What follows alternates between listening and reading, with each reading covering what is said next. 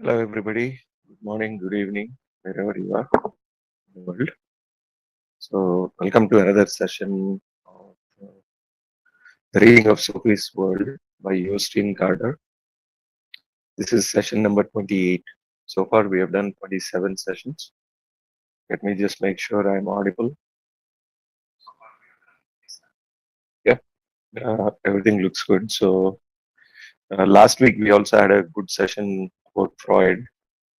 So, I just put a couple of one link and to a book that is quite fascinating for people who are interested in human psychology, the Freudian approach to analyzing the human psyche. So it is called Group Psychology and the Analysis of the Ego by Sigmund Freud, 1920. So it will give you some kind of insight into how people behave in groups and the influence of those groups. Uh,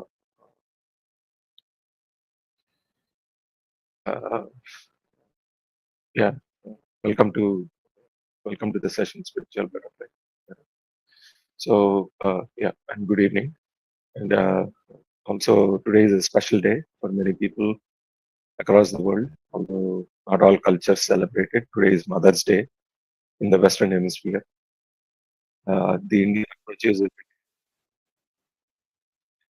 every day, uh, every day is Mother's Day. A lot of people start their day with the invocation to the Universal Mother. But nevertheless, for whatever it is worth, Happy Mother's Day. All right. So without further delay, we can go ad nauseum about Freud, but there's a sort of a retro movement in the West, at least, in terms of understanding human beings and psychopathy, and a lot of people are getting more interested in psychology these days, right? In fact, it seems like a fairly common trend. People who want to do medicine sort of start out and then they branch out into psychology very early in their lives. And they leave the physical side of it by the wayside, probably because it's not as intellectually stimulating, or probably the path is really long. I'm seeing a little bit of that these days. We'll see. We'll see how many psychologists the world can tolerate. Anyway, with that said, the next chapter in Sophie's world is titled Our Own Time.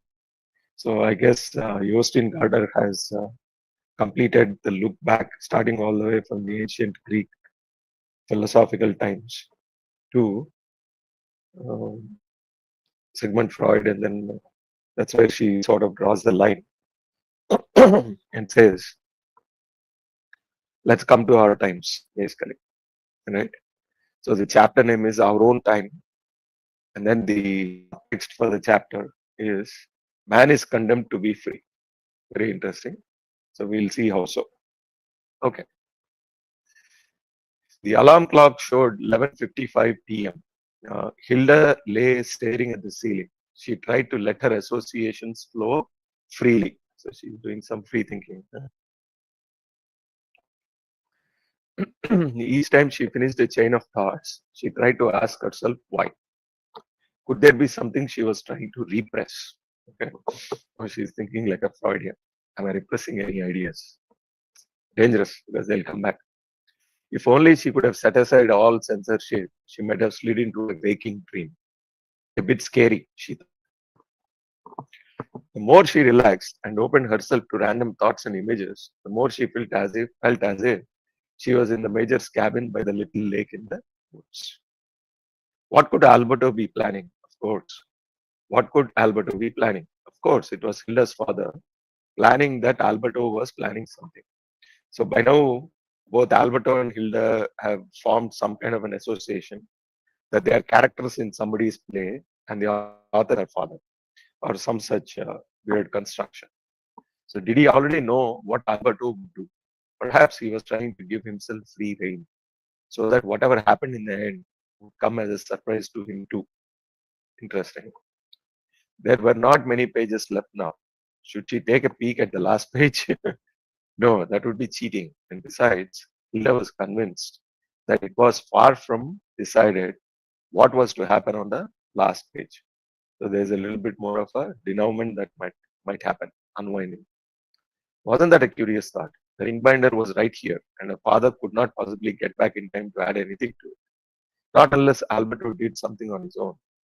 A surprise, perhaps.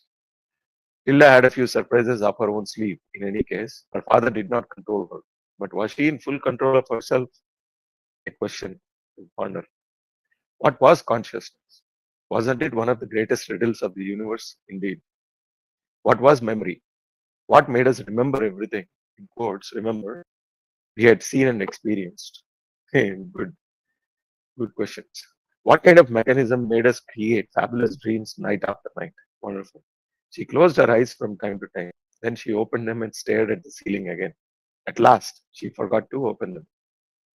Right? The standard operating procedure for many people. I do that myself quite a bit. She was asleep. That's my favorite pastime these days. When in doubt, become horizontal and sleep. When the raucous scream of a seagull woke her, Hilda got out of bed.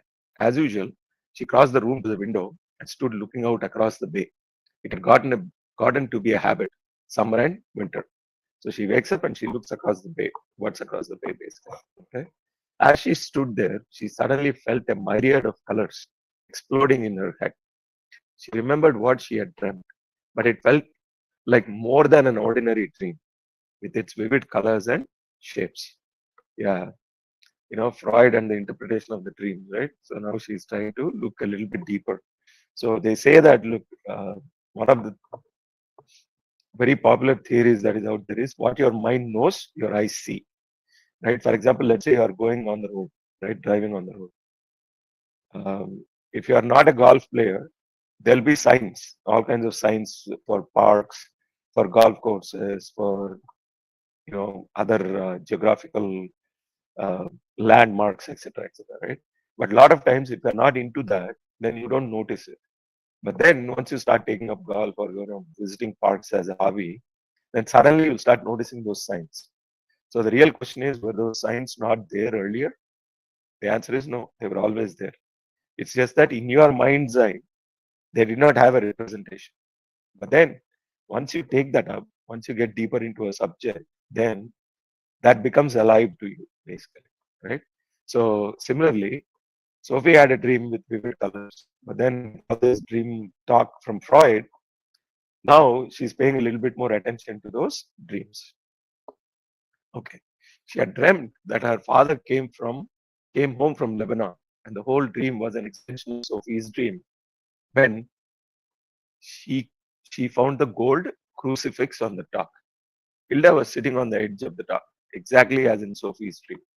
Then she heard a very soft voice whispering, "My name is Sophie." Hilda had stayed where she was, sitting very still, trying to hear where the voice was coming from. Okay. While we are doing this, let me give the link just in case somebody wants to join the panel. Okay. There might be some people who want to join this. More than welcome to do so. Hilda was sitting on the edge of the dock exactly as in Sophie's dream. Then she heard a very soft voice whispering, "My name is Sophie." Hilda had stayed where she was, sitting trying to hear where the voice was coming from. It continued, almost inaudible rustling, as if an insect were speaking to her. "You must be both deaf and blind." Just then, her father had come into the garden in his United Nations uniform. "Hilda," he shouted. Hilda ran up to him and threw her arms around his neck. That's where the dream ended. She remembered some lines of a poem by Arnulf Overland. Okay, what is Arnulf saying? "Wakened one night by a curious dream and a voice that seemed to be speaking to me like a far off subterranean stream. I rose and asked, 'What do you want of me?'" She was still standing at the window when her mother came in. Okay, so anybody who uses subterranean in a poem probably needs to revisit the dictionary. Right? It's a very Nordic style of writing, I guess, harsh words. But anyway, she was still standing at the window when her mother came in. "Hi there, are you already awake?" "I'm not sure." said Hilda, I guess. I'll be home at around 4 as usual. Okay, mom. Have a nice vacation day, Hilda. You have a good day too, Hilda said. When she heard her mother slam the front door, she slipped back into bed with the reminder. I'm going to dive down into the major's unconscious. That's where I'll be until we meet again. There, yes, Hilda started reading again. She could feel under her right index finger that there were only a few pages left. All right. So now she's starting to read the reminder again. Okay. So that's where Sophie's world is. When Sophie left, so here it starts. When Sophie left the major's cabin, she could still see some of the Disney figures at the water's edge, but they seemed to dissolve as she approached them. By the time she reached the boat, they had all disappeared. While she was rowing, she made faces, and after she had pulled the boat up into the reeds on the other side, she waved her arms about. She was working desperately to hold the major's attention so that Alberto could sit undisturbed in the cabin. She danced along the path, hopping and skipping. Then she tried walking like a mechanical doll. To keep the major interested, she began to sing as well. At one point, she stood still, pondering what plan would be. Alberto's plan would be, I guess. Catching herself, she got such a bad conscience that she started to climb a tree. Sophie climbed as high as she could. When she was nearly at the top, she realized she could not get down. Nothing unusual about that. She decided to wait a little before trying again. But meanwhile, she could not just stay quietly where she was. Then the major would get tired of watching her and would begin to interest himself in what Alberto was doing.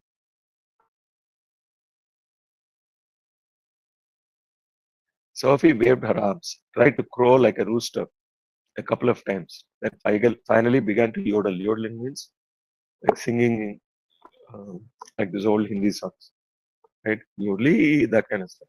It was the first time in her 15-year-old life that Sophie had yodeled. All things considered, she was quite pleased with the result. She tried once more to climb down, but she was truly stuck. Suddenly, a huge goose landed on one of the branches Sophie was clinging to. Having recently seen a whole swarm of Disney figures, Sophie was not in the least surprised when the goose began to speak. Okay. My name is Morton, said the goose. Actually, I am a tame goose, but on this special occasion, I have flown up from Lebanon with the wild geese. You look as if you could use some help getting down from this tree. So the goose speaking to Sophie. You are much too small to help me, said Sophie. You are jumping to conclusions, young lady. It is you who are big. It's the same thing, isn't it? I would have you I would have you know I carried a peasant boy exactly your age all over Sweden. His name was Nils Holgersson. I'm 15, said Sophie. And Nils was 14. A year one way or the other makes no difference to the freight, said the said the goose. How did you manage to lift him? Asked Sophie. I gave him a little slap and he passed out. When he woke up, he was no bigger than a thumb. Perhaps you could give me a little slap too, because I can't sit up here forever. And I'm giving a philosophical garden party on Saturday. That's interesting. I presume this is a philosophy book then. When I was flying over Sweden with Nils Holgersson, we touched down on Marbaka in Vamland, where Nils met an old woman who was planning to write a book about Sweden for school children. It was to be both instructive and true, she said. When she heard about Nils's adventures, she decided to write a book about all the things he had seen on a gooseback. That was very strange, said Sophie. To tell you the truth, it was rather ironic because we were already in that book. So, cutting in and out of reality. Suddenly, Sophie felt something slap her cheek, and the next minute she had become no bigger than a thumb. The tree was like a whole forest, and the goose was as big as a horse. Come on then, said the goose. Sophie walked along the branch and climbed up on the goose's back. Feathers were soft, but now she was so small they pricked her more than they tickled. As soon as she had settled comfortably, the goose took off. They flew high above the treetops. Sophie looked down at the lake and the major's cabin. Inside sat Alberto, laying his devious plans. A short sightseeing tour will have to be sufficient today, said the goose, flapping its wings again and again. With that, it flew in to land at the foot of the tree which Sophie had so recently begun to climb. As the goose touched down, Sophie tumbled onto the ground. After rolling around in the heather a few times, she sat up. She realized with amazement that she was her full size again. The goose waddled around her a few times. Thanks a lot for your help, said Sophie. That was a mere bagatelle. Did you say this was a philosophy book? No, that's what you said.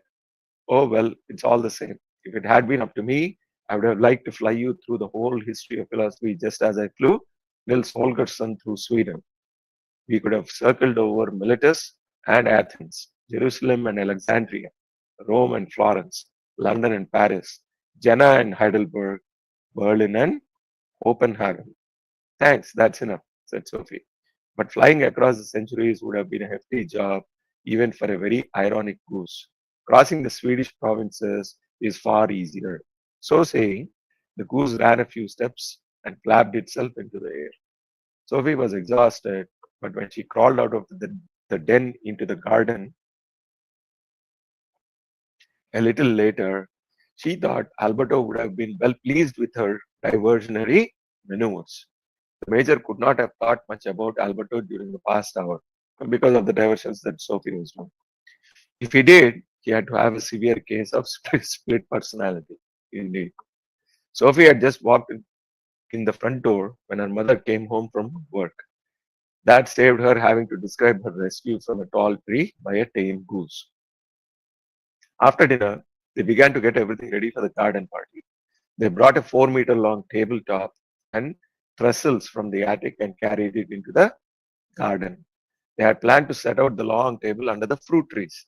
The last time they had used the trestle table had been on Sophie's parents' 10th anniversary. Sophie was only 8 years old at the time, but she clearly remembered the big outdoor party with all the friends and relatives. The weather report was as good as it could be. There had not been as much as a drop of rain since the horrid thunderstorm the day before Sophie's birthday.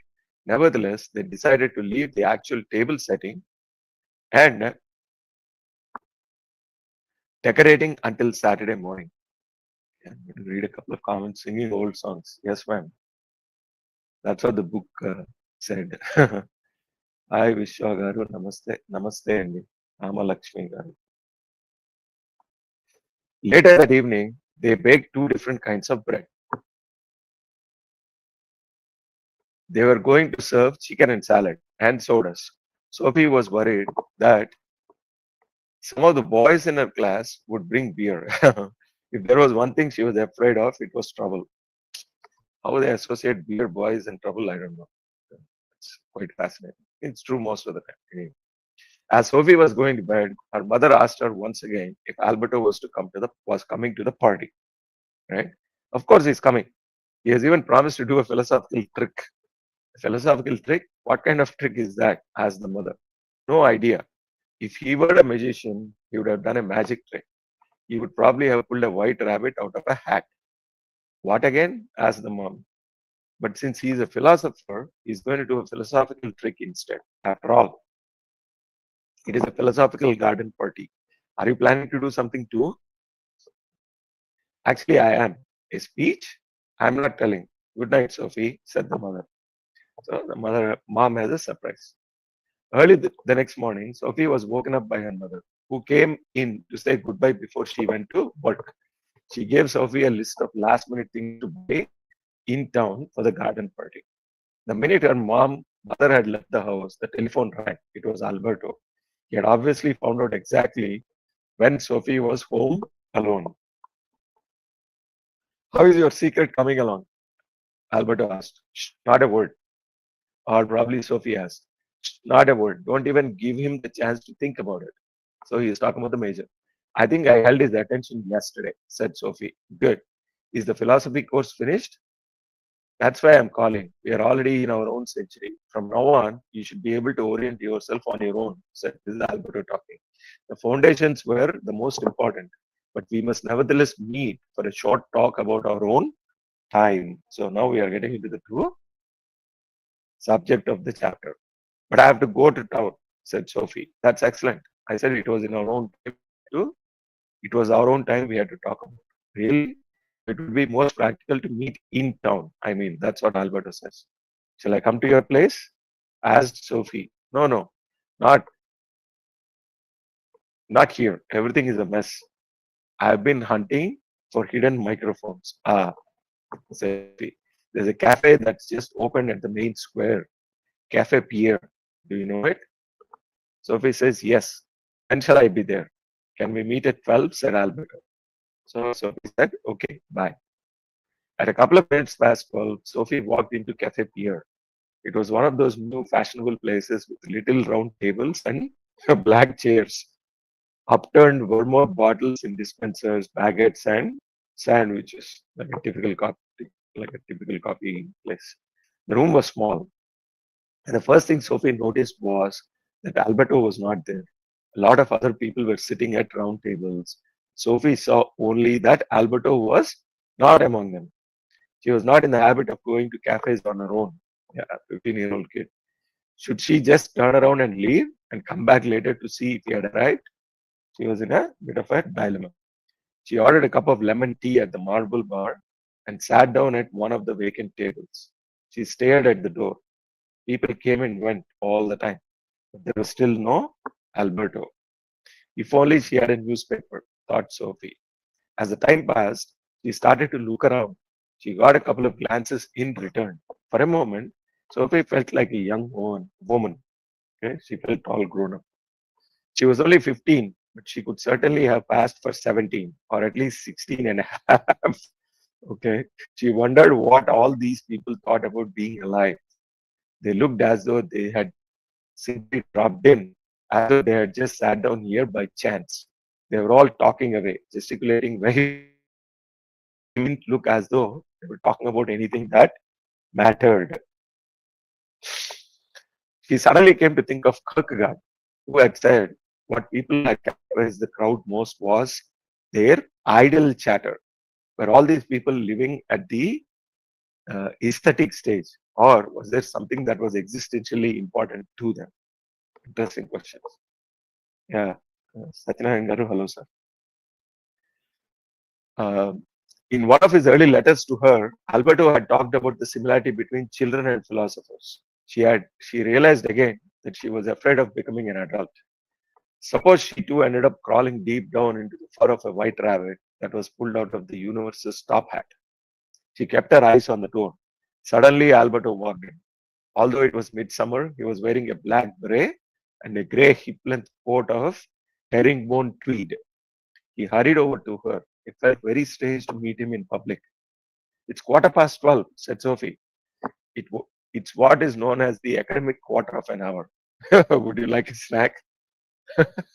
So, a lot of academicians or people who have high degrees, they always excuse themselves for coming late. Like, oh, I have a PhD, so I can come in 15 minutes late to any meeting, that kind of stuff, basically.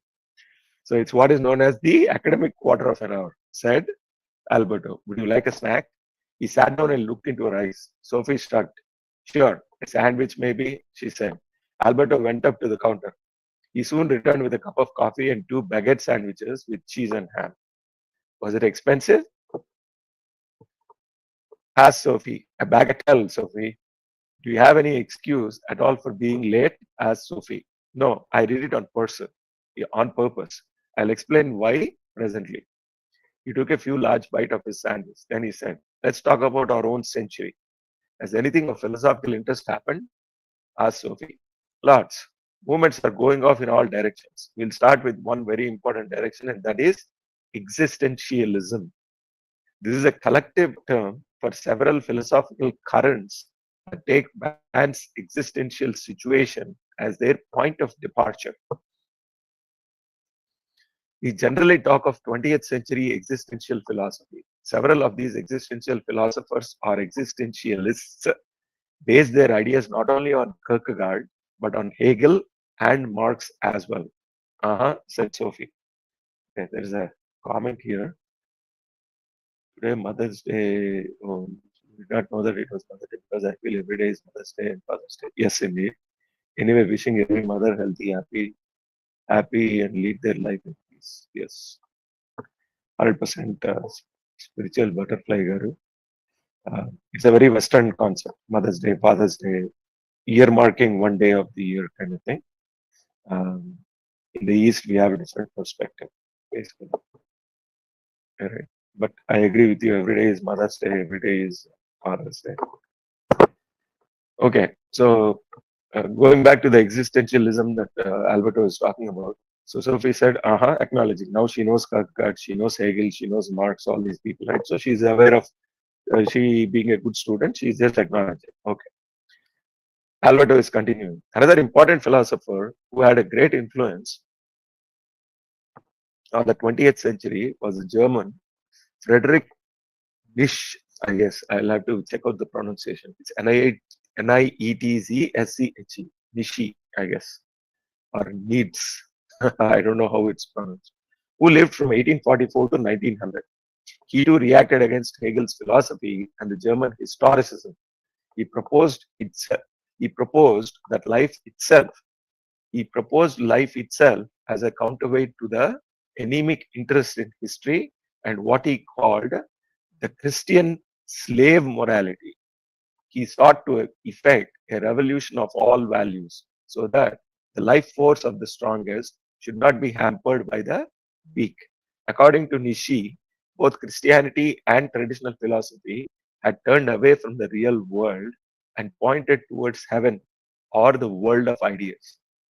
But what had hitherto been considered the real world was in fact a pseudo world. Be true to the world, he said. Do not listen to those who offer you supernatural expectations. So he was more of a realist, basically, like grounding yourself in the um, um, real world as opposed to this imaginary world or spiritual world or something that you really cannot experience. So Hilda was like, okay, or Sophie was like, so what? She's asking. A man who was influenced by both Kierkegaard and Nietzsche was the German existential philosopher Martin Heidegger. But we are going to concentrate on the French existentialist Jean-Paul Sartre, who lived from, I don't even know, it's a French name. So maybe the pronunciation is completely different, but I butchered his name, doesn't matter. Who lived from 1905 to 1980. He was a leading light among the existentialists, at least to the broader public. His existentialism became especially popular in the 40s, just after the war, right? Just after the Second World War, he did. Later on, he allied himself with the Marxist movement in France, but he never became a member of any party. Is that why we are meeting in a French cafe? Sophie asked. It was not quite accidental, I confess. So probably that's why she was meeting in a French cafe. Sartre himself spent a lot of time, Sartre, as French would say, probably, himself spent a lot of time in cafes. He met his lifelong companion, Simone de Beauvoir, in a cafe. She was also an existential philosopher. So Sophie was surprised. A woman philosopher? So Alberto says, that's right. What a relief that humanity is finally becoming civilized, she said. Nevertheless, many new problems have arisen in our own time. We were going to talk about existentialism, said Sophie. So Sartre said that existentialism is humanism. Enter the humanism. Congratulations. Finally, here we are. But that by that he meant that existentialists start from nothing but humanity itself. Wonderful. I might add that the humanism he was referring to took a far bleaker view of the human situation than the humanism we met in the Renaissance. Indeed. Reduce everything to the physical, and then what you have is the current humanism, which is absolute nonsense. Anyway, one man's opinion. Why was that? Both Kierkegaard and some of century's existential philosophers were Christian, but Sartre's allegiance was to what he might call an aesthetic existentialism. This philosophy can be seen as a merciless analysis of the human situation when, in quotes, God is dead. The expression God is dead came from Nietzsche. Okay, fine. Go on, said Sophie. The key word in Sartre's philosophy, as in Kierkegaard's, is existence, right? But existence did not mean the same as being alive. Plants and animals were also alive. They exist, but they do not have to think about what it implies.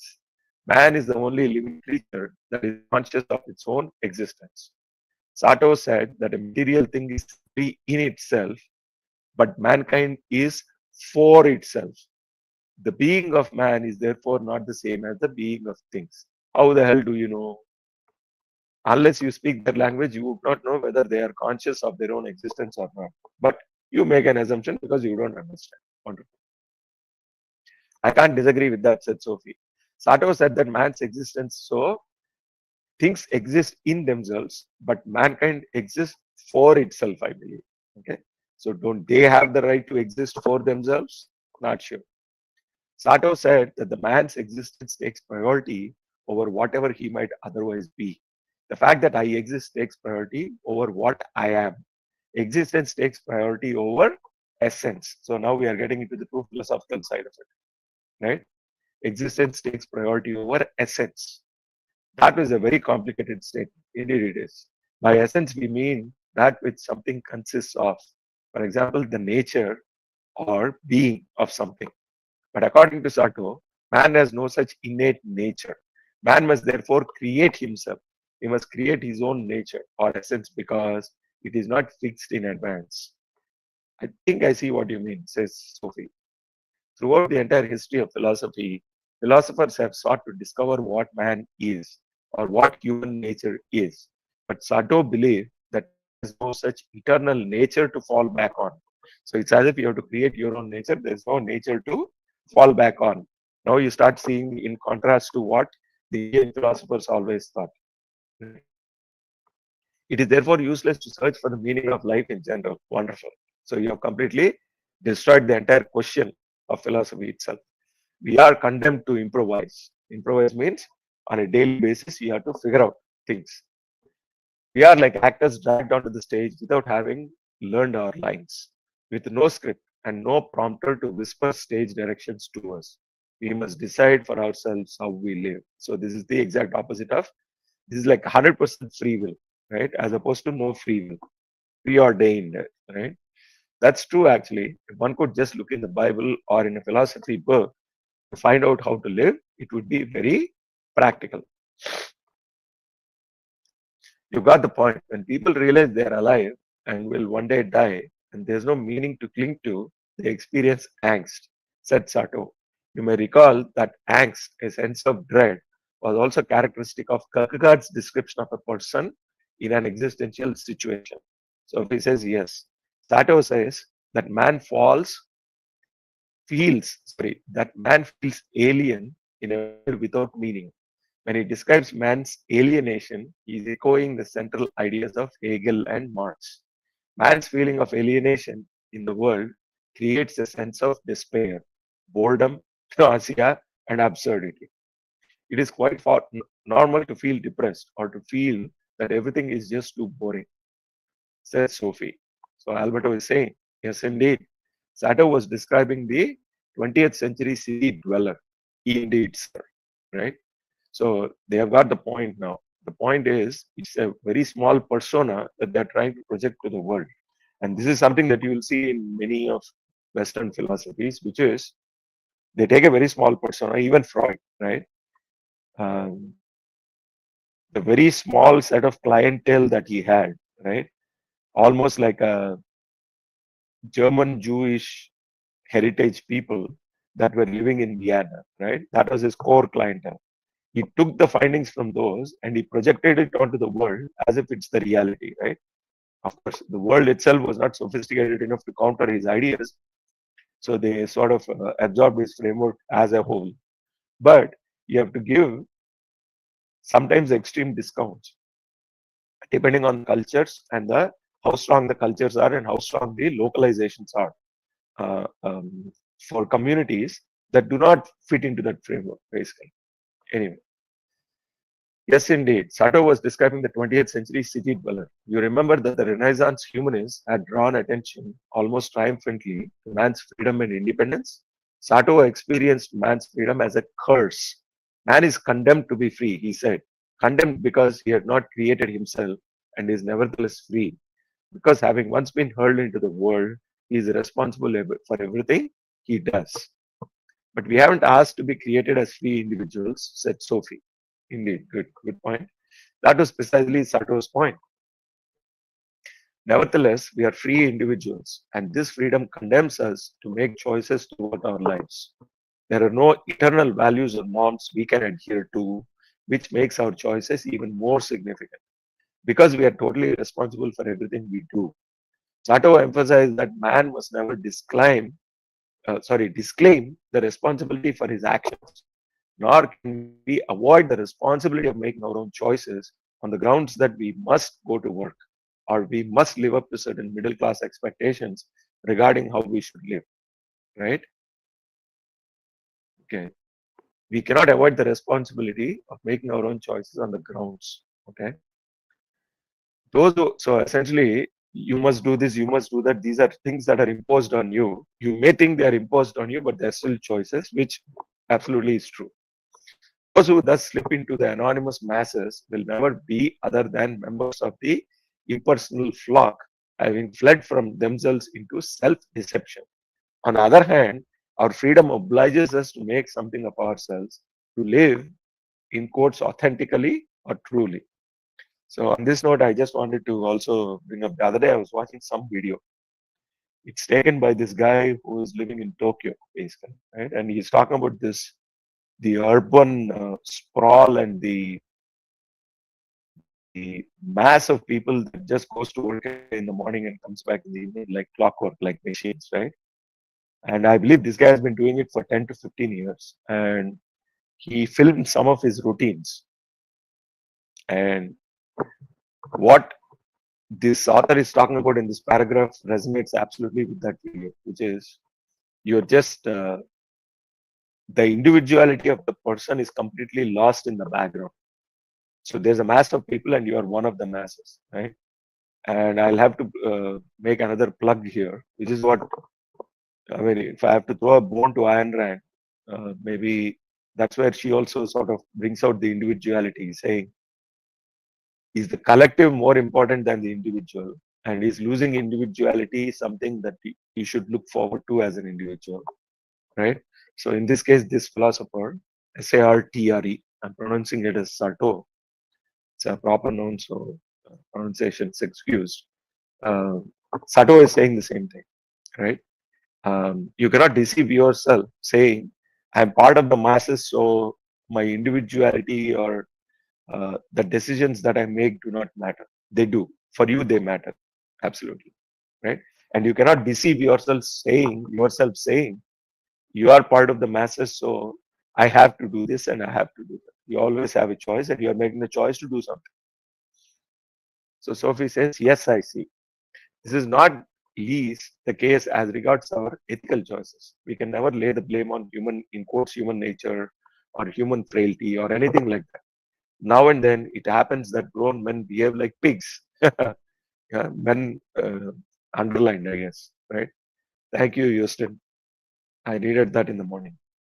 Grown men behave like pigs and then blame it on the old Adam. But there's no old Adam. He is merely a figure we clutch at to avoid taking responsibility for our own actions. Very true. There ought to be a limit to what man can be blamed for. That's also true. Although Sato claimed there was no innate meaning to life, he did not mean that nothing mattered. He was not what we call a nihilist, right? So a nihilist is somebody who thinks there's no meaning to life, there's nothing, basically, nothing matters, right? Our good old Buddhists are, probably the closest thing that India has experienced philosophically to nihilists, basically, right? There's nothing, it doesn't matter. And what is that? So she's asking what a nihilist is. That is a person who thinks nothing means anything and everything is permissible. Sato believed that life must have meaning. So Sato was not a nihilist. It is an imperative. But it is we ourselves who must create this meaning in our own lives. To exist is to create our own life. So you exist, so you create your life, but then you are responsible for creating meaning in your life. So the existence is given to you, but the meaning you have to create. So now Sophie is getting into it a little bit more. Right? She's asking, could you elaborate on that? So this is the modern times he's talking about, right? So this is front and center here. That's what the author is talking about. Sato tried to prove that consciousness in itself is nothing until it has perceived something. Because consciousness is always conscious of something, right? And this something is provided just as much by ourselves as by our surroundings. We are partly instrumental in deciding what we perceive by selecting what is significant for us. Okay, this is a state. This is like 500 statements condensed into one paragraph, right? So I'm going to read it one more time. Sato tried to prove that consciousness in itself is nothing until it has perceived something. Okay, so there's also some concept like this in our Indian philosophy as well, right? It's like the consciousness is like a light that is shining all the time, right? When will that consciousness perceive something? Is like saying that when will consciousness be aware of itself, basically, right? So when do you understand the when do you understand that there is light shining? When you actually put an object in the middle of the path of the light, right? So for example, let's say there is light shining in the room. There is a projector that is projecting something on a screen. How do you know that the light is falling on the screen? You put your hand and then the shadow of the hand falls on the screen. Only then you will know that there is light. So that's what the author is referring to here, right? To prove that consciousness in itself is nothing until it has perceived something, right? So that's what Sato was trying to prove. Okay. We have a slightly different philosophical construct here in India, or the Indian philosophers have a different construct. You don't need an object to prove that there is consciousness, right? In fact, they say that the object itself is an appearance. There is no such thing as an object. All that exists is pure consciousness. That's the Indian Advaitic philosophy, right? But Sato is trying to prove something else. Sato tried to prove that consciousness in itself is nothing until it has perceived something. Because consciousness is always conscious of something, right? What if that is the consciousness is aware of itself? Does anything else exist? Question to be pondered. But Sato was not concerned by that. And this something in quotes is provided just as much by ourselves as by our surroundings. So it's a projection, he's saying, right? He hasn't really dealt into the full construct that we have, the framework, the Sankhya plus the Advaita. He's talking about you have to provide that something. So the consciousness has to perceive something for it to uh, be something, and then you have to provide it. We are partly instrumental in deciding that we perceive by selecting what is significant for us. So we decide what our reality is. Anyway, could you give me an example? So Sophie is thoroughly confused now. So she's asking, what is an example? Two people can be present in the same room and yet experience it quite differently. Now it's making it real. This is because we contribute our own meaning or our own interests when we perceive our surroundings. A woman who is pregnant might think she sees other pregnant women everywhere she looks. That is not because there were no pregnant women before, but because now that she is pregnant, she sees the world through different eyes. Similar to this statement, we have yat bhavam tad bhavati in Sanskrit, right? Whatever you are feeling in your mind, or whatever your mind is aware of, that is what you see in the world. So the world as it exists. You see what you want to see based on what's going on between your 2 ears, basically, right? That is, if you're a person that leads with the mind. If you lead with something else, you will perceive the world through that, right? And why do I say that? Some people are very gender heavy in their perception, right? So you always have people who put their gender in everything that they perceive, right? They say, oh, I didn't get promoted because I'm a woman, right? So they're always leading with their gender because that's what they are obsessed with, right? But the world doesn't exist like that. Maybe there's some bias, nobody's denying that, right?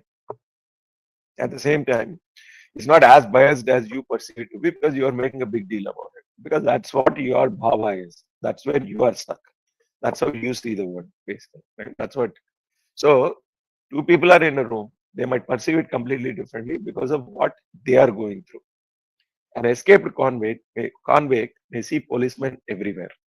So Sophie is now getting the hang of it. Okay, I see it. Our own lives influence the way we perceive things in the room. If something is of no interest to me, I don't see it. So now I can perhaps explain why I was late today. Okay.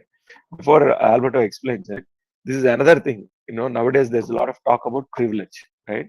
So they say that privilege is transparent to those people, or privilege is imperceivable to people who have it, right? Whereas people who are not privileged, they're always seeking privilege, or they're always seeing privilege being given to those people who have that privilege, right? It goes back to the same thing about class equations, caste equations, and all these things, right? They say that, look, if you haven't been persecuted based on your race, gender, caste, creed, whatever it is, then you do not quite understand what this discrimination is. But if you have been, then you see it everywhere, right? You see it everywhere because you have experienced it or you are thinking about it all the time. Is it everywhere? That's something to be pondered. Okay. So Alberto is explaining why he was late today. It was on purpose, right? Said Sophie. Tell me first of all what you saw when you came in here. Alberto asked. The first thing I saw was that you weren't here. Why? She was looking for him. Simple. Isn't it strange that the first thing you noticed was something that was absent? Maybe, but it was you I was supposed to meet. That's what Sophie says. Sato uses just such a cafe visit to demonstrate the way we annihilate whatever is irrelevant for us. We sort of um, push it into the background. If we are looking for something, we only look for that. We suppress the surroundings. We annihilate the irrelevant. You got here late just to demonstrate that, asked Sophie, to enable you to understand this central point in Sato's philosophy. Yes, call it an exercise. So Sophie is a little bit mad that he came late just to demonstrate. So just get out of here. If you were in love and were waiting for your loved one to call you, you might hear him not calling you all evening, right? As in like you're expecting a call, you don't get it, you hear the silence, right? You hear the not calling. You arrange to meet him at the train. Crowds of people are milling about on the platform and you can't see him anywhere.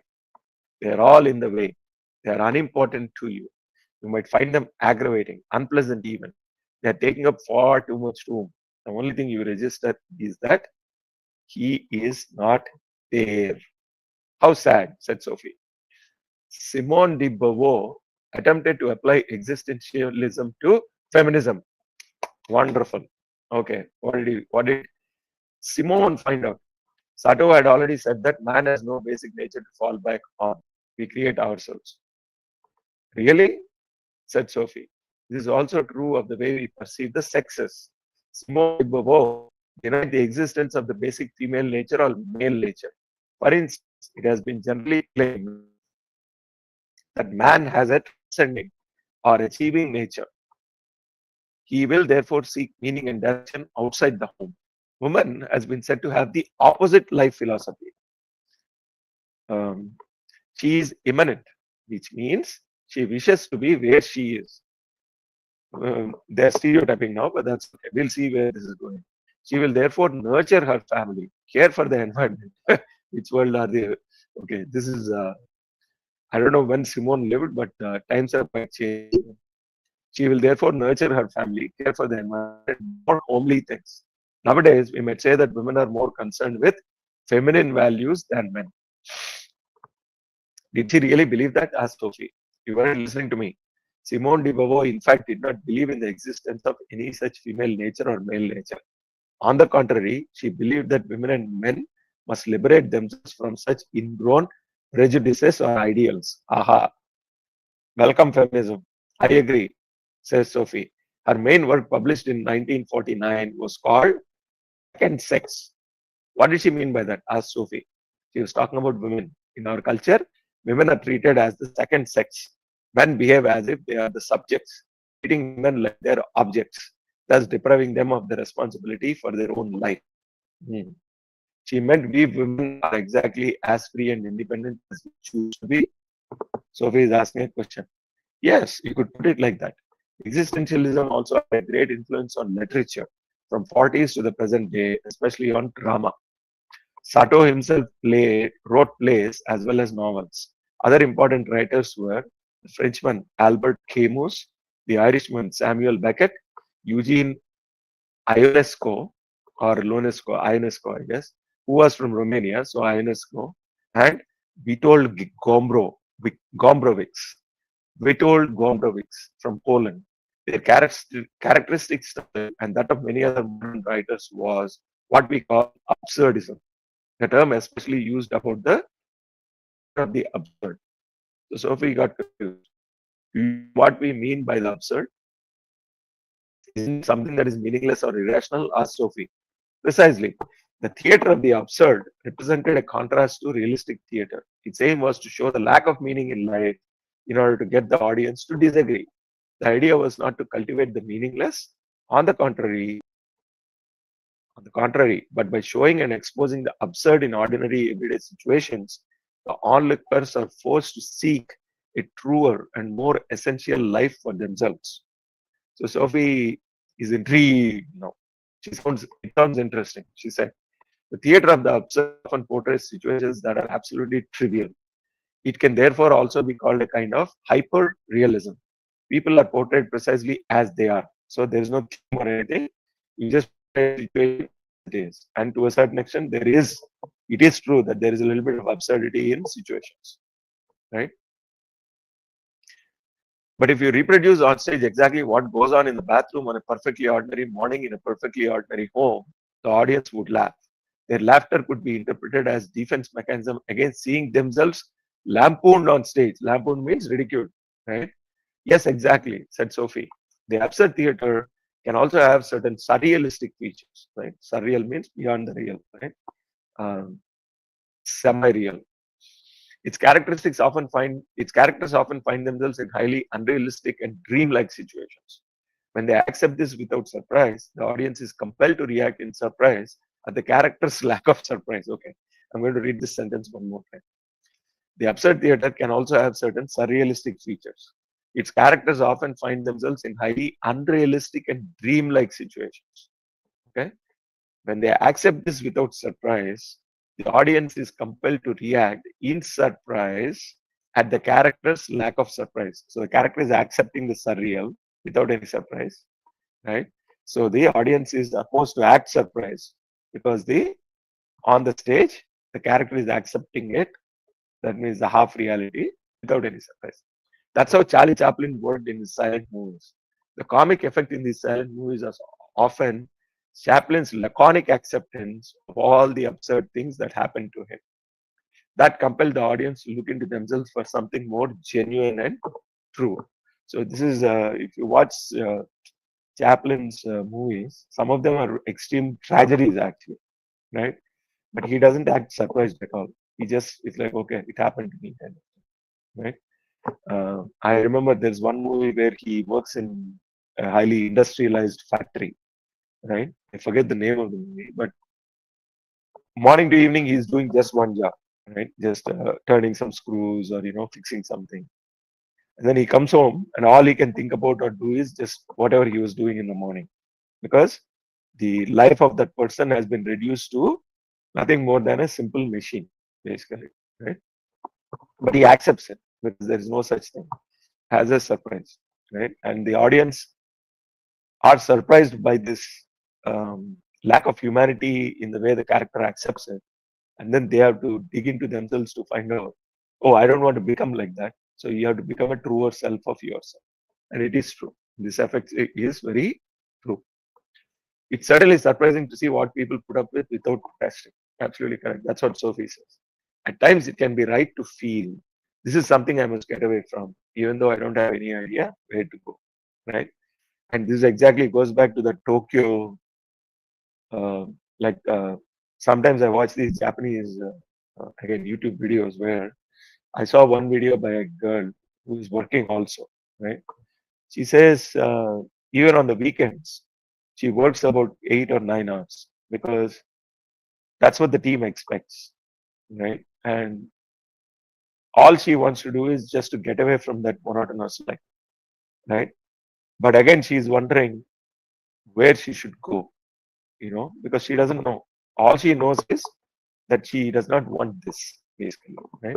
This is exactly what the author is referring to. Okay, so Alberto is saying that at times it can feel right. It can be right to feel this is something I must get away from, even though I don't have any idea where to go. If the house catches fire, you just have to get out, even if you don't have any other place to live. That's what Sophie says. Okay, so Alberto says that's true. Do you like another cup of tea or a coke, maybe? Okay, but I still think you were silly to be late. Sophie says Sophie. Sophie is not getting over that point. So Alberto says I can live with that. Alberto came back with a cup of espresso and a coke. Meanwhile, Sophie began to like the cafe ambience. She was also beginning to think that the conversations at the other tables might not be as trivial as she had supposed them to be, right? So her view of the cafe was changing as she was having conversation with Alberto, basically, right? How intriguing, how interesting. Alberto banged the coke bottle down on the table with a thud. Several people at the other tables looked up. And that brings us to the end of the road, he said. You mean the history of philosophy stops with Sartre and existentialism? Asked Sophie. No, that would be an exaggeration. Existentialist, existentialist philosophy has had radical significance for many people all over the world. As we saw, its roots reach far back in history, through Kierkegaard and way back to Socrates. The 20th century has also witnessed a blossoming and a renewal of the other philosophical currents we have discussed, said Alberto. Like what? Asked Sophie. Well, one such current is neo-Thomism. That is to say, ideas which belong to the tradition of Thomas Aquinas. Another is so-called analytical philosophy or logical empiricism, with roots reaching back to Hume and British empiricism, and even to the logic of Aristotle. Apart from these, the 20th century has naturally been influenced by what we might call neo-Marxism in a myriad of various trends. We have already talked about neo-Darwinism and the significance of psychoanalysis, said Alberto. Yes, said Sophie. We should just mention a final current, materialism, which also has historical roots. A lot of current science can be traced back to the efforts of the pre-Socratics. For example, the search for the indivisible elemental particle of which all matter is composed. No one has yet been able to give a satisfactory explanation of what matter is, in quotes. Modern sciences such as nuclear physics and biochemistry are so fascinated by the problem that for many people it constitutes a vital part of their life's philosophy. The new and the old all jumbled together, said Sophie. Yes, because the very questions we started our course with are still unanswered. Sato made an important observation when he said that existential questions cannot be answered once and for all. A philosophical question is by definition something that each generation, each individual even must ask over and over again. Sophie says a bleak thought. I'm not sure I agree, said Alberto. Surely, it is by asking such questions that we know we are alive. And moreover, it has always been the case that while people were seeking answers to ultimate questions, they have discovered clear and final solutions to many other problems.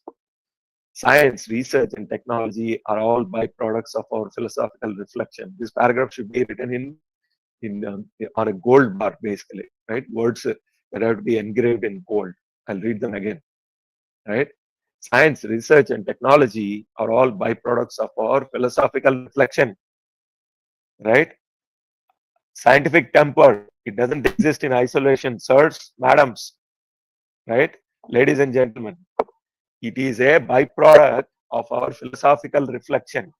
So anybody who says, right, and philosophical reflection can come from belief also, okay? To separate belief, philosophy, and science is stupidity. Was it not our wonder about life that finally brought men to the moon? Asked Alberto. Yes, that's true. When Neil Armstrong set foot on the moon, he said, one small step for man, one giant leap for mankind. With these words, he summed up how it felt to be the first man to set foot on the moon, drawing with him all the people who had lived before him. It was not his merit alone, obviously.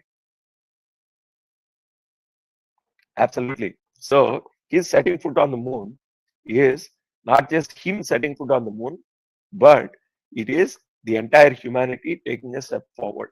Because the predecessors to Neil Armstrong are the people that enabled Neil Armstrong to set foot on the moon, basically, through their scientific endeavors, discoveries, all these things. So it was not just him, it was the entire humanity before him that enabled him to set foot on the moon. That's what he was saying. In our own time, we also have completely new problems to face. The most serious are those of the environment. The central philosophical direction in the 20th century is therefore, excuse me, eco-philosophy or ecosophy. As one of its founders, the Norwegian philosopher Arna Naes has called ecosophy or eco-philosophy, right? Many eco-philosophers in the Western world have warned that Western civilization as a whole is on a fundamentally wrong track, racing towards head-on collision with the limits of what our planet can tolerate. So if all you're doing is trying to exploit the planet, at some point in time, the planet will just give up and we have nothing to exploit. Then uh, it is a danger to the entire civilization. So nature is not there to be exploited. Nature is there to be coexisted with. They have tried to take soundings that go deeper than the concrete effects of pollution and environmental destruction. There is something basically wrong with Western thought, they claim. So if you are purely a materialist and if you do not really think about nature as something that we coexist with, but then all you are trying to do is to exploit nature, right? Uh, you extract chemicals, for example, in their purest form. Sometimes they can do a lot of harm to the environment because the byproducts can be very toxic to the environment, right?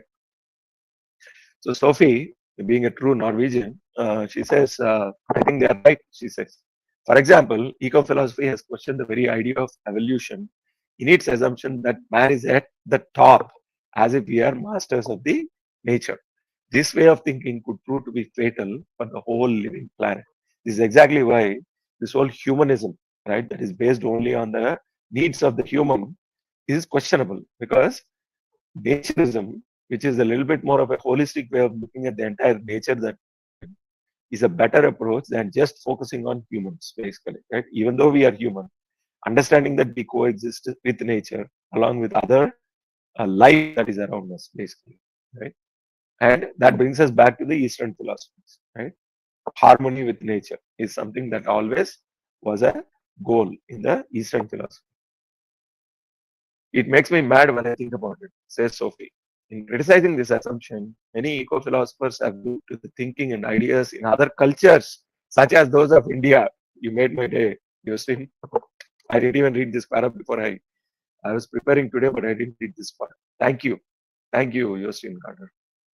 They have also studied the thoughts and customs of the so-called primitive peoples or native peoples, such as Native Americans, even in order to discover what we have lost. Absolutely, the Native Americans, the American Americans or the Native Americans from North America, they also have a very similar culture where coexisting with nature being a part of human existence or human being a part of nature, is a very important core philosophy by which they conduct their lives, basically, right? In scientific circles in recent years. So again, one last word on that.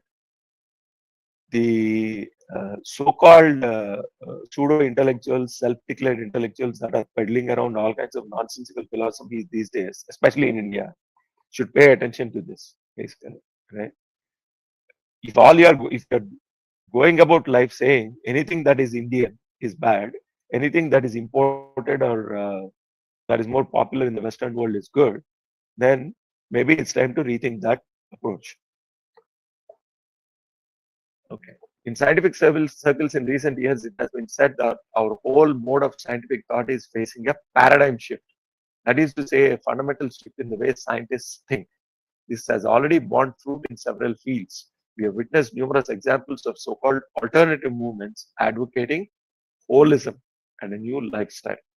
So Sophie is excited. She is great. However, when there are many people involved, one must always distinguish between good and bad. Some proclaim that we are entering a new age, but everything new is not necessarily good. Thank you. And not all the old should be thrown out. 100% correct. Right? So just because it's new doesn't mean it's better. Just because it's not new doesn't mean it's worse. That is one of the reasons why I have given you this course in philosophy. Now you have the historical background. You can orient yourself in life. So Sophie, these two words are very powerful. Sophie just says, thank you. Indeed, thank you. I think you will find out that much of what marches under the New Age banner is humbug, 100%. Even the so-called new religion, new occultism, and modern superstitions of all kinds have influenced the Western world in recent decades. It has become an industry. Alternative offers on the philosophical market have mushroomed in the wake of the dwindling support for Christianity. What sort of offers? Asked Sophie. So he is going to list. The author is going to attempt to list. The list is long. I wouldn't dare to begin. And anyway, it's easy to describe one's own age. But why don't we take a stroll through town? There's something I'd like you to see, said Albert. I haven't got much time. I hope you haven't forgotten the garden party tomorrow, said Sophie. Of course not. That's when something wonderful is going to happen. We just have to round off Hilda's philosophy course first. The major hasn't thought beyond that, you see, so he loses some of his mastery over us. Once again, he lifted the Coke bottle, which was now empty, and banged it down on the table. They walked out into the street where people were hurrying by like energetic moles in a molehill. Sophie wondered what Alberto wanted to show her. They walked past a big store that sold everything in communication technology. This is communication technology of the 90s, I guess. From televisions, VCRs, and satellite dishes to mobile phones, computers, and fax machines. Alberto pointed to the window display and said, there you have the 20th century, Sophie. In the Renaissance, the world began to explode, so to speak. Beginning with great voyages of discovery, Europeans started to travel all over the world. Today, it's the opposite. We could call it an explosion in reverse. Sophie is intrigued. What sense? She asked. In the sense that the world is becoming drawn together into one great communications network. Not so long ago, philosophers had to travel for days by horse and carriage in order to investigate the world around them and meet other philosophers. Today, we can sit anywhere at all on this planet and access the whole of human experience on a computer screen. It's a fantastic thought, said Sophie, and a little scary. Alberto is saying, the question is whether history is coming to an end or whether, on the contrary, we are on the threshold of a completely new age. We are no longer simple citizens of a city or of a particular country. We live in a planetary civilization. That's true, said Sophie. Technological development, especially in the field of communications, are possibly being more dramatic in the last 30 to 50 years than in the whole of history put together. And still, we have probably only witnessed the beginning. Was this what you wanted me to see? Asked Sophie. No, it's on the side of the church over there. As they were turning to leave, a picture of some United Nations soldiers flashed onto a TV screen. Look, said Sophie. The camera zoomed in on one of the UN soldiers. He had a black beard almost identical to Alberto's. Suddenly, he held up a piece of card on which it was written, back soon, Hilda. He waved and was gone. Charlatan, exclaimed Alberto. Was that the major? Asked Sophie. I'm not even going to answer that, said Alberto. They walked across the park in front of the church and came out onto another main street. Alberto seemed slightly irritable. They stopped in front of Libris, the biggest bookstore in town. Let's go in, said Alberto. Inside the store, he pointed to the longest wall. It had 3 sections. New Age, section 1, alternative lifestyles, section 2, and mysticism. Okay, so this is the longest wall means longest wall of stacked books. Okay, so the books had intriguing titles. So these are the topics that had the most number of books stocked in that bookstore. Right. So what are the three sections? One more time: New Age, alternative lifestyles, and mysticism. Okay. The books had intriguing titles such as Life After Death, question mark, The Secrets of Spiritism, Tarot, the UFO phenomenon, Healing, The Return of the Gods, You Have Been Here Before, and What is Astrology. There were hundreds of books. Under the shelves, even more books were stacked up. This is also the 20th century, Sophie. This is the temple of our age, said Alberto. You don't believe in any of this stuff? Asked Sophie. Much of it is humbug, but it sells as well as a pornography. Indeed, a lot of it is a lot of it is a kind of pornography. Young people can come here and purchase the ideas that fascinate them the most. But the difference between real philosophy and these books is more or less the same as the difference between real love and pornography. Aren't you being rather crass? Said Sophie. Let's go and sit in the park, said Alberto. They marched out of the store and found a vacant bench in front of the church. Pigeons were strutting around under the trees, the odd over-eager sparrow hopping about amongst them. It's called ESP or parapsychology, said Alberto, or it's called telepathy, clairvoyance, and psychokinetics. It's called spiritism, astrology, and urology. Quite honestly, do you really think it's all humbug? Asked Sophie. Obviously, obviously, it would not be very appropriate for a real philosopher to say they're all equally bad. But I don't mind saying that all these subjects together possibly chart a fairly detailed map of a landscape that does not exist. And there are many figments of the imagination. Here, that Hume would have committed to the flames, as in Hume would have burned those books, basically. Right? They're all humbug. Many of those books do not contain so much as one iota of genuine what? Experience. So that is the validation, right? Experience is one of the strongest validations of a philosophy, basically, right? And that's why even our Indian philosophy has always been combined with experience, saying there is the knowledge and there is the experience. And if they are not combined, then it is not true. Um, the learning or the being is not complete without knowing as well as experiencing. Okay. Why are there such incredible numbers of books on such subjects? Asked Sophie. Publishing such books is a big commercial enterprise. It's what most people want.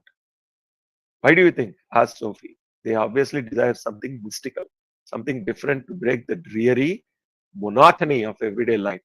But it is like carrying coals to Newcastle. What do you mean? Asked Sophie. Here we are wandering around a wonderful adventure. The work of creation is emerging in front of our eyes. In broad daylight, Sophie. Isn't it marvelous? I guess so.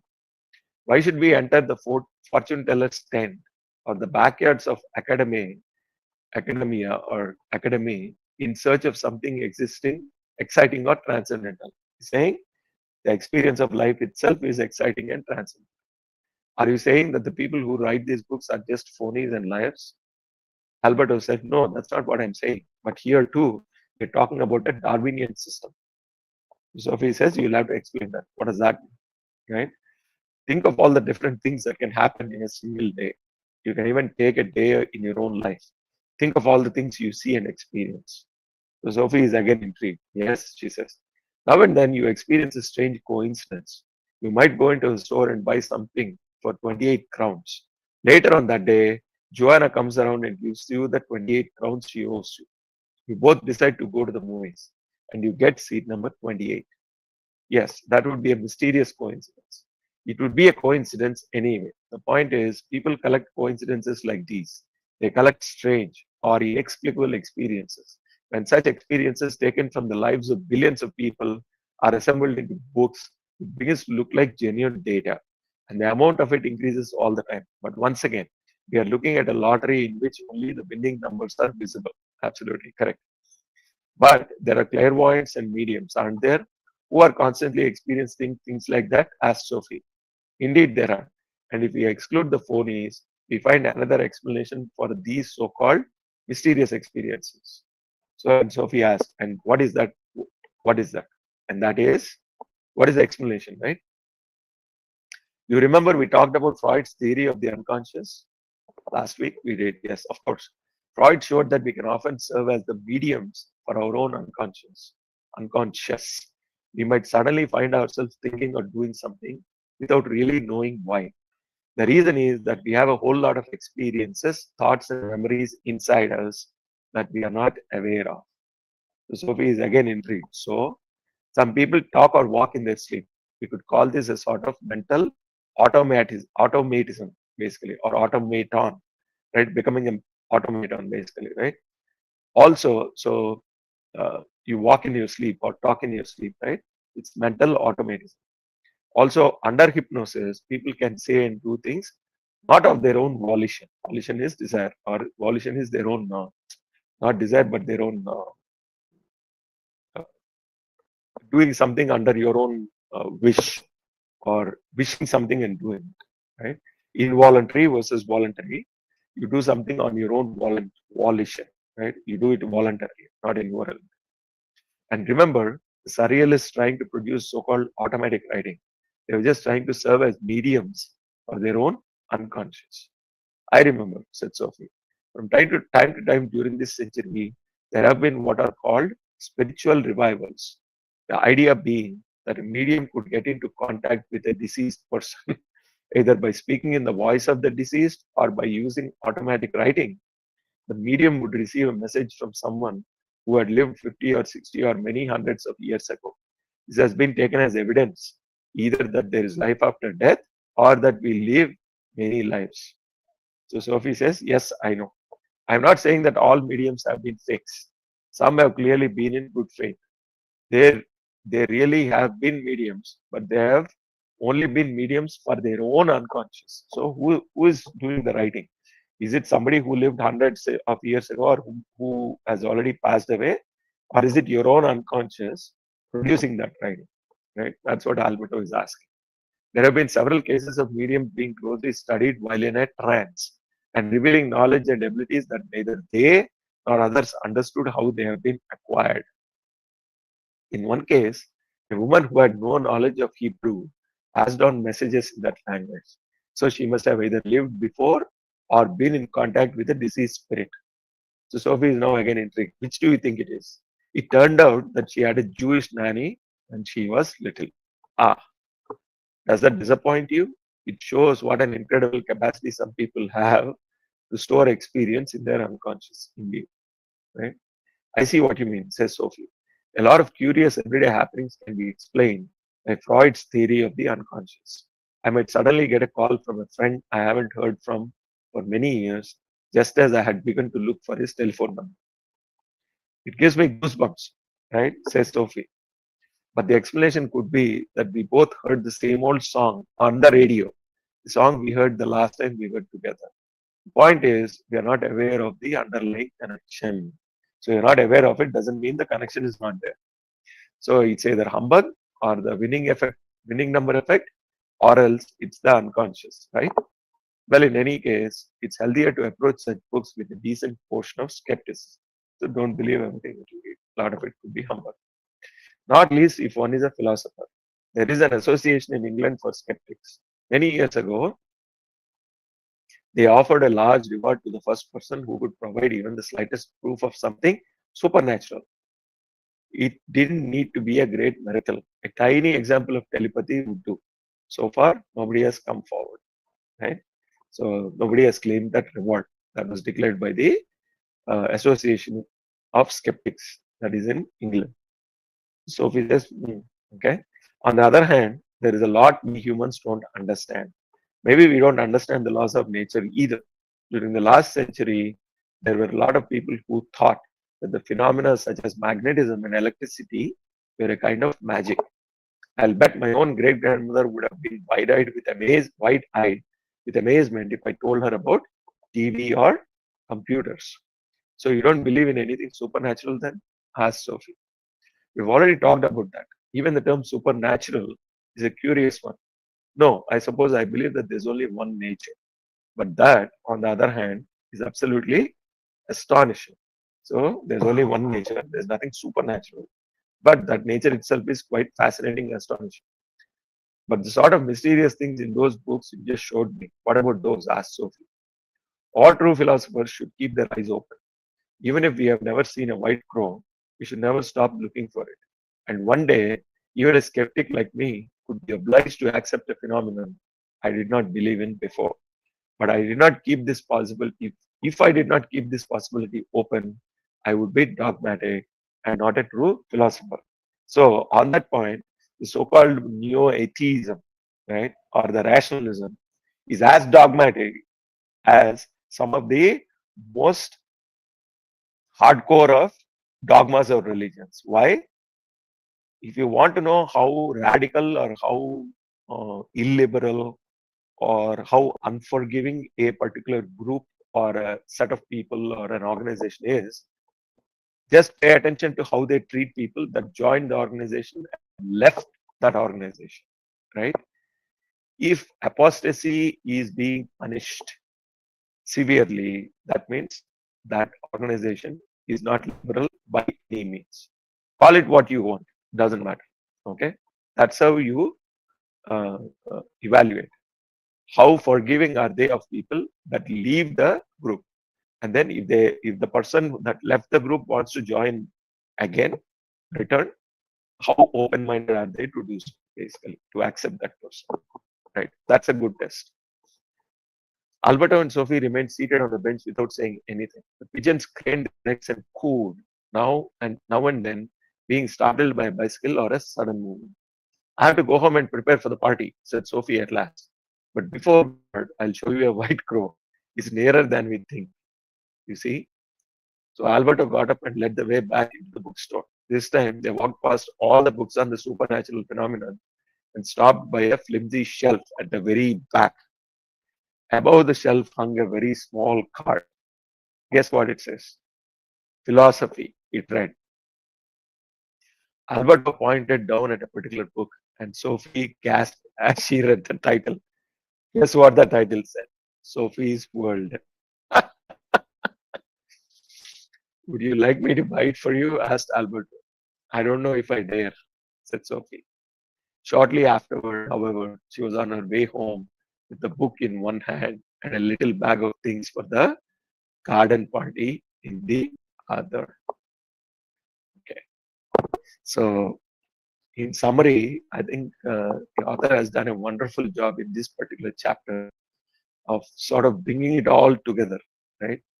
So, she took us through a journey of the times, a journey of all the philosophical epochs and time frames, the great philosophers that shaped, at least in the Western world, right? The references to India have been extremely warm and appropriate. So I appreciate that part, right? So she has done her research and not completely been uh, biased, I would say, by only the Western philosophy. Then she brought it back wonderfully as to how a true philosopher's outlook should be in this day and age, basically, right? So that one paragraph, right? That one, what does she say? All true philosophers should keep their eyes open. Even if we have never seen a white crow, we should never stop looking for it. And one day, even a skeptic like me could be obliged to accept a phenomenon I did not believe in before. How accepting are you, phenomenon? And as you go through your life, are you getting more open-minded or are you becoming more close-minded? This is a question that everybody should ask themselves, right? You start out with a hard philosophy, with hard lines, and then are you softening those lines as you experience things? And are you actually using that experience to open up your horizons? Or are you becoming more set in your ways, right? To me, death is not about the physical or the mind not working anymore, but when a person stops accepting new ways of looking at life, right? Pretty much they have written their own um, end of life. The last page of the life has been written, basically, because there is nothing to explore at that point, whether externally or internally for yourself. So keep the boundaries soft. Don't lose the boundaries if it's not worthwhile. Right? Examine what you believe in. Examine what you think is the way the world operates. And a true philosopher should keep their eyes open, right, for new things to come into their life, for new ideas to penetrate their mind. Right? One day, even a skeptic like me could be obliged to accept a phenomenon I did not believe in before. If I did not keep this possibility open, I would be dogmatic and not a true philosopher. Right? Wonderfully said. With that, I'll wait for let's say, 10, 15, 20 seconds. I'll give you the link one more time if anybody wants to join. I know only 2 people are watching, but nevertheless. But so that brings us to pretty much more or less the end of this chapter. The next chapter of the book is called The Garden Party. Okay, so party that Sophie has been talking about, the philosophical party or whatever it is, and uh, we'll see how long that is going to take. Right, it's about another 24, 25 pages. Today's was a long chapter, lot of intrigue because everything sort of was brought back by the author. Right, she looked through the previous pages and summarized everything for us. So that said, for anybody who is looking at this stream later, if you have any questions or comments, please feel free to post them. I'll try to answer as much as I can. And if you haven't liked or subscribed to the channel, please do so as well. With that, we'll come to the close of this session. I'm going to close it. Have a wonderful week.